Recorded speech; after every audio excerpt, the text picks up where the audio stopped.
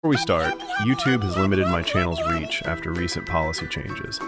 If you enjoy these edits, please like and comment. It really helps. Now, enjoy the video. Beauty cannot stay nor endure. Indeed, that a thing is and is gone next is part of what makes a thing beautiful. The preciousness of any beautiful thing, any good thing, lies in its scarcity. And because all things are scarce when measured against eternity and infinity, all things are beautiful, if seen at the right angle, if captured in the right light. She's the grace of this world. She's too pure. But perhaps you will read on, tempted by the thought of reading the work of so great a monster as the one made in my image. You'll not let me be forgotten because you want to know what it was like to stand aboard that impossible ship and rip the heart out of a star. You want to feel the heat of two civilizations burning and to meet the dragon, the devil that wears the name my father gave me.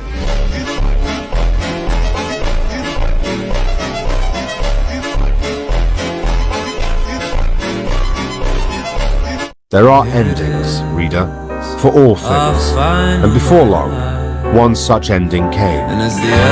And the noise of her impact shamed the drums and every clap of thunder on every world, for it was the ending of mine. Because everyone is dead. Don't you understand? I couldn't relive what had happened, couldn't so much as bear the thought of enduring a debrief or writing a report. I have stopped many, many times in recording this account, lingered over no more than a sentence in a day, limped through Darantoon and the ruins of Aktarumi.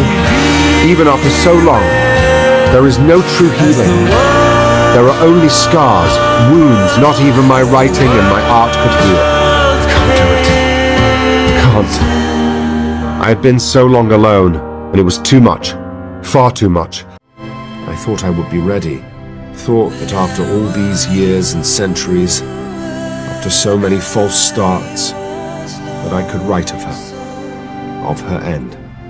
I thought that now perhaps I could say something of that bleak silence, that total silence in the Ascalon then.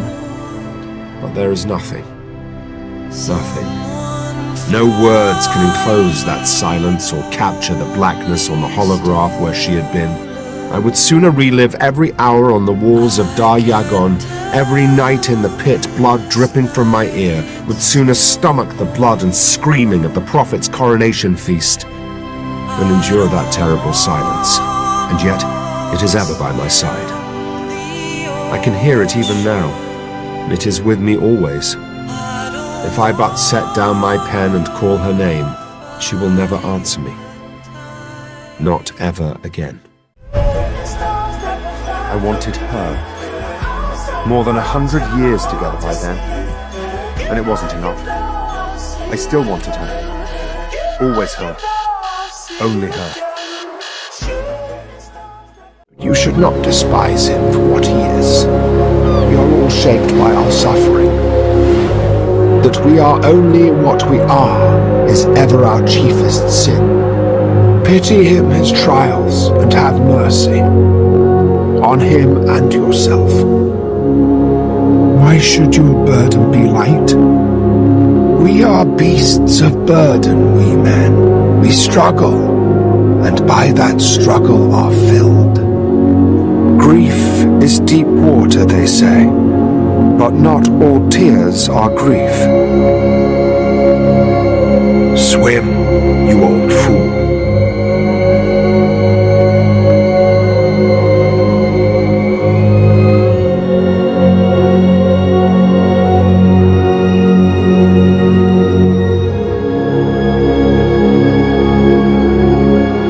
Man is bound to lie about himself, for all things are determined by the necessity of their own nature.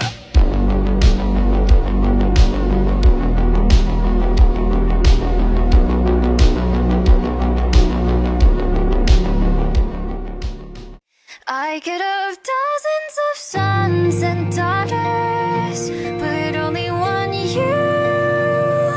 I could watch hundreds of men become martyrs. They'd never be you, my sweet son Hector. protector. That's what I know in my heart. Never forgo who you are. Pride of Troy. You are the pride of Troy. I could never hate you, but you are an ass. Matching her crooked smile, I kissed her again. What do you say we sweat off the few toxins? Her answer was to give me a little push. What's taking you so long?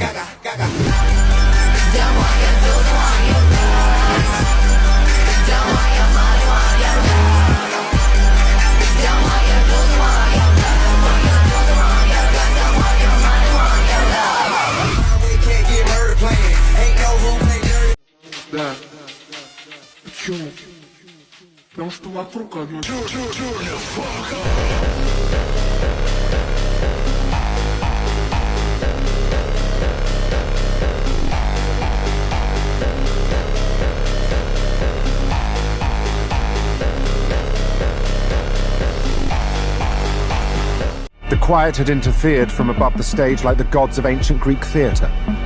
They needed a miracle, and so they'd made one. In 100 years, that mob, or its descendants, would look upon my star in wonder and in terror both, to know that once, just once, a man strove with the very gods that built the universe, and won. During the war, I was Hadrian half-mortal, and Hadrian the Deathless. After the war, I was the Sun Eater. To the poor people of Borisevo, I was a myrmidon called Pan. To the Jadians, I was Al Nerogus. To the Cielcin, I was Oim Belu, and worse things besides. I have been many things: soldier and servant, captain and captive, sorcerer and scholar, and little more than a slave. But before I was any of these, I was a son.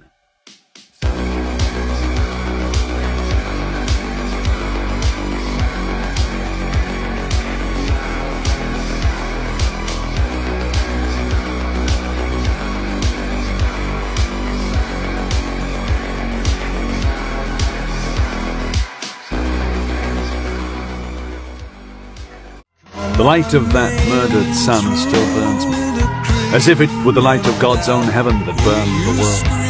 I make no excuses, no denials. I know what I am. Black old sun, won't you come? Wash away the rain. Black old sun, won't you come? Won't you come? Won't you come?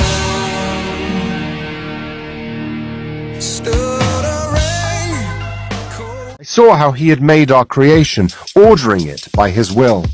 I watched as he set his servants, the Watchers, to guide and guard his great project, felt his grief as they betrayed their purpose, betrayed him. He felt our every pain, witnessed our every torment, experienced every injury as though it were his own.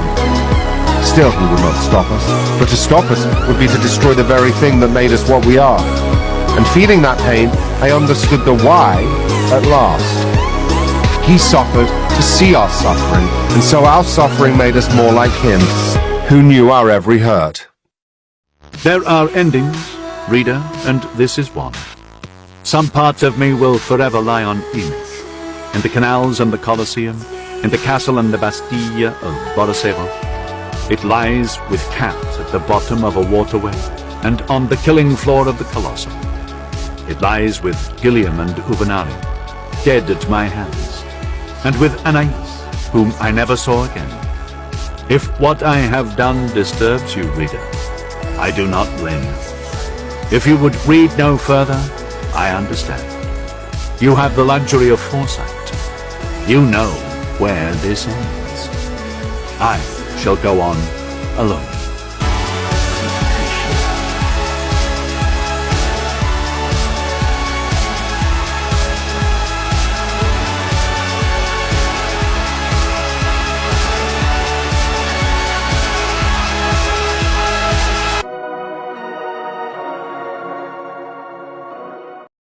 I raised my ringed right hand. and in a voice loud and clear, and sharp as memory, I said the fated words. Fire at will! This must be. Always forward, always down, and never left nor right. Sword, our orator. I laugh at the cosmic joke. Only humanity could grasp the stars and then let them slip through its fingers for the pettiness in its heart. No honor, no time.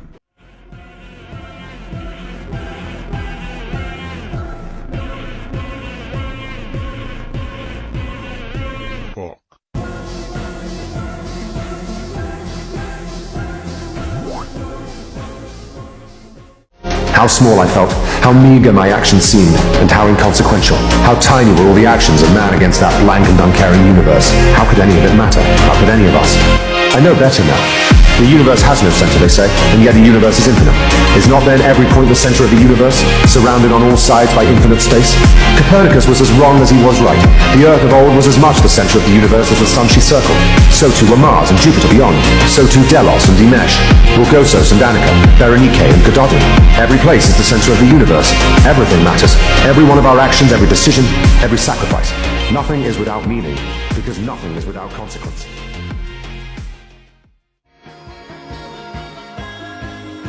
Gododin was gone, and not by my hand. You have heard it said that it was Hadrian Marlowe who destroyed Gododin along with its star, but it is not so. You know what you've been made to know. By my enemies, by the lords and princes of Mother Earth, by he who sits the throne. I knew even then that our efforts, my efforts, would not be remembered. Only our failures. Such is the nature of things.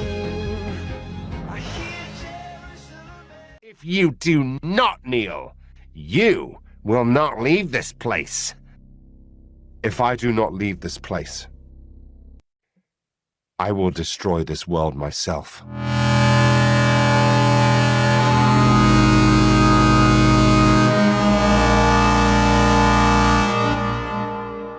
Step by step he drew nearer to Earthmen, each step ringing like bells. That's enough. Who asks for Marlowe? Here I am.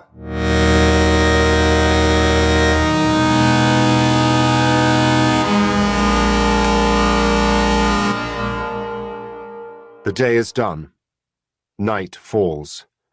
This must be. But it feels like an eternity. No. Damn it, you're doing it wrong. I didn't know it then, but my life had split, was cloven evenly in two from the moment I heard those words. Hadrian. What? She hadn't heard me. Call me Hadrian. Welke ondira vad ide, xenologist. Lovely to meet you. I just wanted you to know we don't all think like that. Everyone here is a barbarian, but you're all right. You're making that face again. What face? The face you make when you've had an idea any normal human would discard out of hand. Hadrian Alexander Marlowe, you bastard! Wake up! Alexander. What sort of name is Alexander? I love you. Well, you're not wrong. I love you. You're not wrong.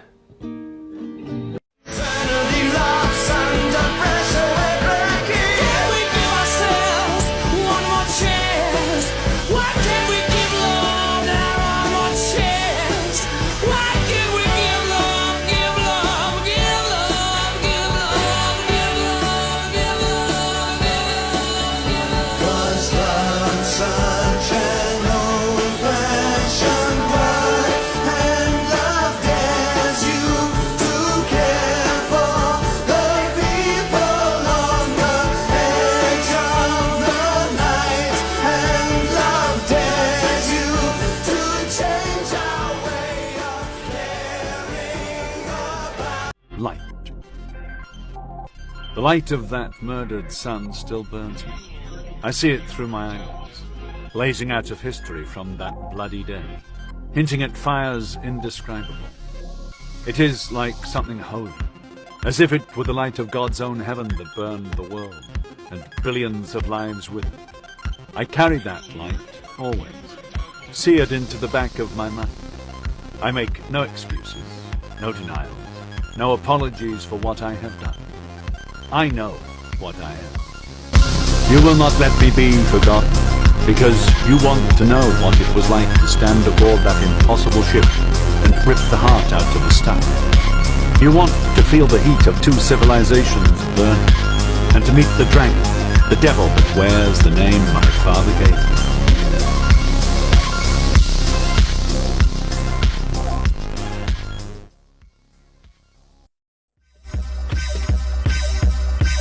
Many men wish death upon me. Blood in my eye, dog, and I can't see. I'm trying to be what I'm destined to be, and niggas trying to take my life away. I put a The light of that murdered sun still burns me. Where the crazy people meet on the street with no name. If you wish upon a star, here's the place, clap inside. Oh, I see. You think that what is inevitable robs you of agency, but it does not. You chose. It's just that what you chose is impossible. Failure does not preclude free will. Rarely do we choose our road, but we can choose how we walk it. Every day. There are no endings, reader. Not in truth. One story fades, another begins, or else crashes one into the next with a noise like thunder. As day and night are themselves illusions of perspective caused by the turning of worlds, so too are beginnings and endings, little more than a trick of ink and paper, of which I have used, perhaps, too much. Beauty cannot stay nor endure. Indeed, that a thing is and is gone next is part of what makes a thing beautiful. The preciousness of any beautiful thing, any good thing, lies in its scarcity. And because all things are scarce when measured against eternity and infinity, all things are beautiful, if seen at the right angle, if captured in the right light. I will remember those black and golden ships so long as I live, and recall the imperial flags snapping in the wind above Fort Din, and the palace of the Governor-General. Cartwright is gone, with its white stone buildings and ancient green trees above the wind-tossed fields of Bromos grain. It is Athens now, and all its people with it. Because of me.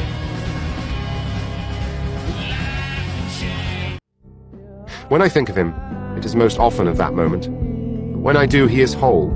For whole he seemed to me, his spirit unaffected by the ravages of his flesh. In his way he reminded me of Radassa, who had nobly borne the pain and iniquity of her chains without loss of dignity. He was a man stronger than horror, untouched by despair. A man as men wish to be, whatever his failings, and I had long since forgiven him those. In him was the glory of man undimmed, untouched by disease, by suffering, made brighter by suffering. He had transcended suffering, making weakness his strength. By that strength, he had ruled and held fast his crumbling empire that it might endure until that final day, when I would come to shatter it, as the Absolute intended. Whatever it says of me to admit it, she sang to me in a chemical language beneath and beyond poetry. Perhaps it was precisely because she challenged me. There was iron in her, and more than iron, adamant, such as starships are made of, high matter.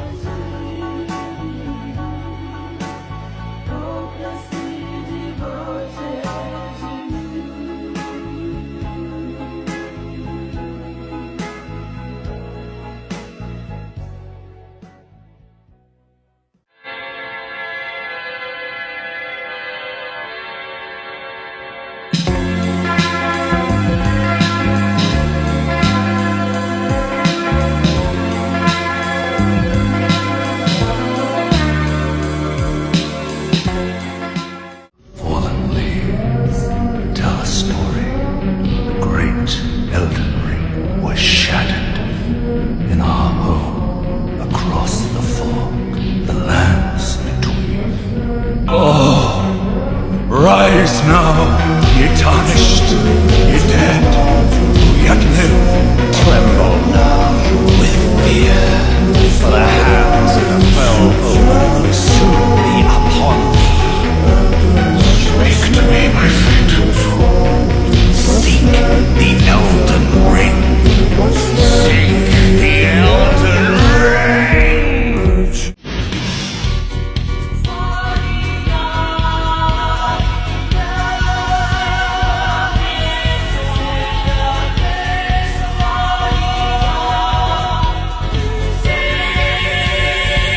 Before me, seated at the head of what seemed a kind of feasting table, sat the prophet, my friend.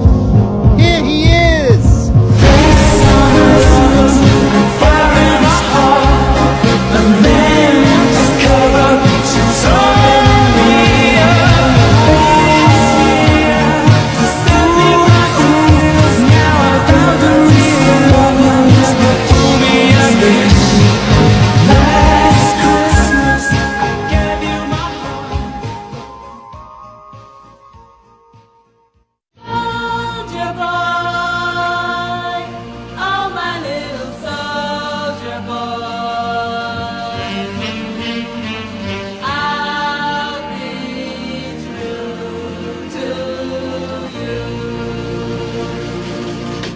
You should have sent an army. The prince's trap was almost perfect. Almost. It had not known what gift the quiet had given me. For all Siriani knew and might have known of the quiet and of the dark gods who dream behind the stars, it had not known enough. It should have sent an army.